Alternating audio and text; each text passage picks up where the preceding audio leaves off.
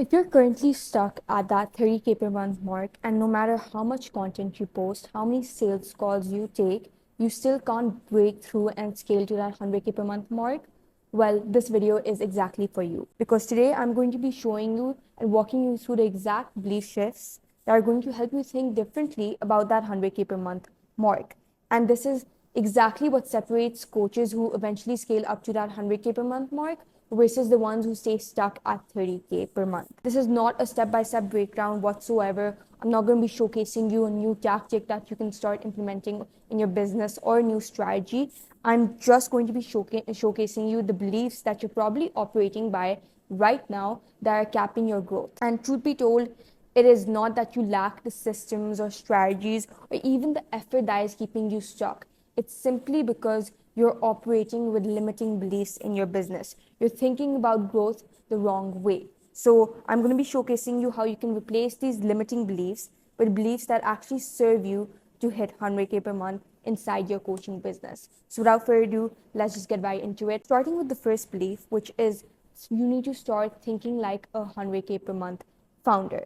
Now, the truth is that you're probably the strategy that you're operating by, decisions that you're currently making, the mindset that you currently have. Those are all mindsets, decisions, and strategies of a 30K per month founder. And that was amazing. All of these decisions, strategies, and mindset allowed you to actually hit 30K per month. But these are not the things you need to do to hit the 100K per month mark. You need to start operating from a different manner. You need to start implementing new strategies and double down on what's working. You need to start thinking from a new lens, from a new perspective.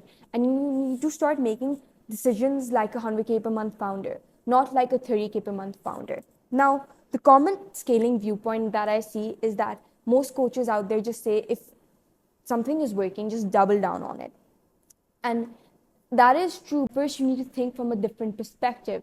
And once you have that new perspective, that new lens of a 100K per month founder, then you can actually double down on the strategy that's working. You shouldn't double down on the 30K per month strategy and expect it to take you to 100K per month. Like, that's not going to work. And the second thing I actually have listed down over here is that you need to ask yourself, what would the 100K per month version of me do in this situation? You need to start thinking like the 100K per month founder. You need to start thinking from your future's perspective to start making decisions right now that are aligned with your future. Once you make the decisions that a 100K per month founder operates by and they make, you'll start like, and once you make them, you'll start operating like that founder. So you'll start encountering decisions and you'll start encountering opportunities that will allow you to scale to 100K per month. It's that simple. Right now, you're probably handling most of the stuff in your business, but think to yourself, would a 100K per month founder do this? Would they not do this? The things they wouldn't do, delegate that stuff. And the things they would do, which are probably high leverage, you need to start doing those things. And I just have this like written down over here, like this graph that I'm going to be showcasing you right now. It's like this is the calendar difference between a 30K per month founder and a 100K per month founder. Now, a 30K per month founder takes every single call, whether it's a sales call, onboarding call, strategy call, whatever.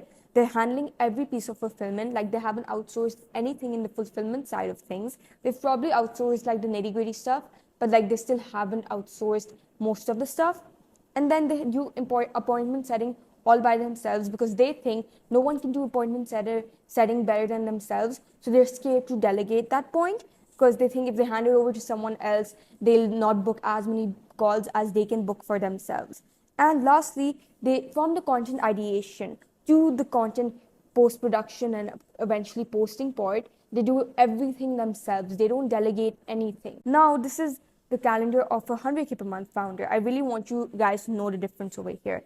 They hire a setter and closer, so they don't have to do the appointment setting or the closing. So they have everything like outsourced in that manner. For fulfillment side of things, they have labor that performs better than they would usually at that task to handle that specific task, and they have SOPs in place so that their workers don't lose track of the vision and they go astray. So they have SOPs in place, they have labor dialed in, and they only film the content. Rest of the part is outsourced with people who can probably perform that job better than they can. And the most of the time goes to replying to students, handling like filming content, all of that stuff. And they don't probably work as much as a 30K per month founder. They work less, but the decisions that they make, the things that they do, they all are high leverage. So that's the point I really want you to understand. And you need to start thinking in terms of systems and inputs. You need to start thinking, is this something I can outsource? And if something is asked more than 3 times, you need to understand, you need to make an SOP around that. Understand the things that you need to outsource, delegate, and do that. Don't spend your hours working on low leverage tasks because, yes, throughout the day, it's going to make you feel like you're doing work, but at the end of the month, it's not going to give you the output that you want. And this brings us to our second pattern or belief, which is having one acquisition channel. Now, most gurus online preach try to do acquisition every channel that you can: cold email, cold outreach, ads, SMS. Truth is that everything works. Like cold email works, outreach works, ads works, every single thing that you do, every single method out there to acquire clients, they work. But for everything to work better, you just need to just choose one acquisition source that aligns with you best, that comes to you naturally, and you know that you can do this for a while, and then just double down on it. I want you to think of it from this perspective. The effort that you put on, half of the effort that you put on multiple channels, instead, if you can just pick one channel and put all of your efforts on that, what would give you the most output? The first scenario or the second scenario? Obviously, the second scenario, because all of your attention, time, and focus is going to that one specific acquisition channel. And most people don't understand this, but every single acquisition channel has a different algorithm. They have different ways to express themselves. So, what you need to do right now, if you have multiple acquisition channels, you need to sit down with yourself and actually jot down the pros and cons in every single acquisition channel. Like acquisition channel I'm choosing to double down on, and in fact I'm doubling down on, is organic content, because I know its short-term and long-term benefits. I know it beats every single acquisition source out there right now in 2026. So I know that's something I'm doubling down on, and this is something I actually help other people, other founders work towards as well. So if you need help with that, then click the link in the description below, and we can hop on a one-on-one chat to actually show you the game plan we can potentially move forward with. I've done that research, but it's time for you to actually sit down with yourself and do that research for yourself. Jot down the pros and cons of whatever acquisition channel that you're doing right now: cold email, outreach, ads. And once you've evaluated like the pros and cons of all of the acquisition channels, then you start to realize, okay, this is something I should probably get rid of by now, for right now, and then just focus on this.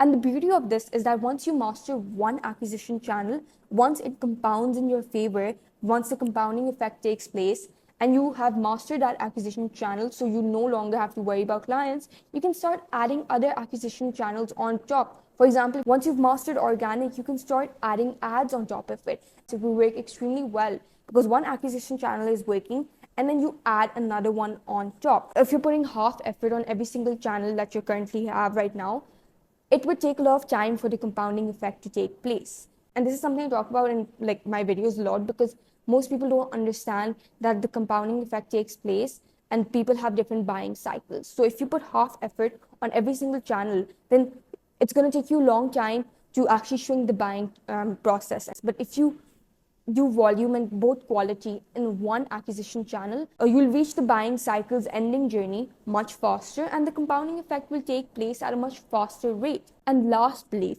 and this is extremely important for anyone who's struggling to hit that 100K per month mark, it's that you don't have a sales problem. You have a qualification problem. And what I mean by that is that you're probably thinking the reason why you're not closing deals on your sales calls is probably because your sales pitch is horrible, or you need to focus on your sales skills, or whatever the scenario might be. But instead, you need more qualified leads to work with to hop on your sales calls. Like once you understand like the problems that actually come with having an unqualified audience and unqualified leads, then you will never ever create content without intention or without putting some thought into it or strategy. Because the things that you face is that unqualified leads produce sales problems. Sales problems don't just occur by themselves. It's because you have an unqualified audience that you're working with. That's why sales problems like you need to do consistent follow-ups and people don't reply to you, they ghost you happens. That's why you need to compromise on your price most of the time, and that's why you need to face multiple objections that should have been handled in your marketing side of things. That is why you need to focus on your qualification, because once you dial in your qualification, you start to filter out time wasters. You start to not have sales problems that you were usually having, and all of a sudden your close rate skyrockets. You need to understand that your content funnel should be extremely micro niche, only for your ICP. If it's not meant for your ICP, anyone who clicks on your channel, they should click off it immediately because they know this content wouldn't serve them. It needs to be extremely specific. It needs to filter out time wasters. Like, you shouldn't be hopping on calls with unqualified people. People should either book in a call with you to go over the nitty gritty stuff, or have some personalized questions they need to address. They should already know what you do, how you can help them, and to some extent your price point and your price ranges. Like, those things are extremely important. And you should also be able to pre-sell them. Like I said, they shouldn't be hopping on calls unaware of what you do and how you can help them. And once you start to actually dial this in, you'll notice all of the things I just said above. You'll start closing more deals. Record months will feel inevitable. I'd like to end this video off by just saying, the coaches who skip these things, the coaches who don't implement the things that I'm actually saying in this video, because you know these limiting beliefs are true because you're facing them by yourself right now, you're going to stay in the same position you are.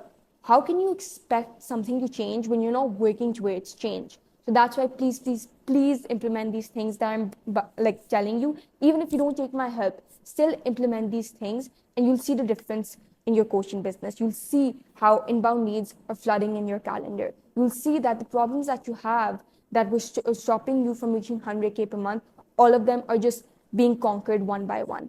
Anyway, that's it for today's video. If you want to work with me, like I said, to scale your coaching business organically, then click the link in the description below and just subscribe, because I'm going to be coming out with more content that's going to help you scale your coaching business to that level. And I really do appreciate every single person who's watching this, and I'll see you in the next video.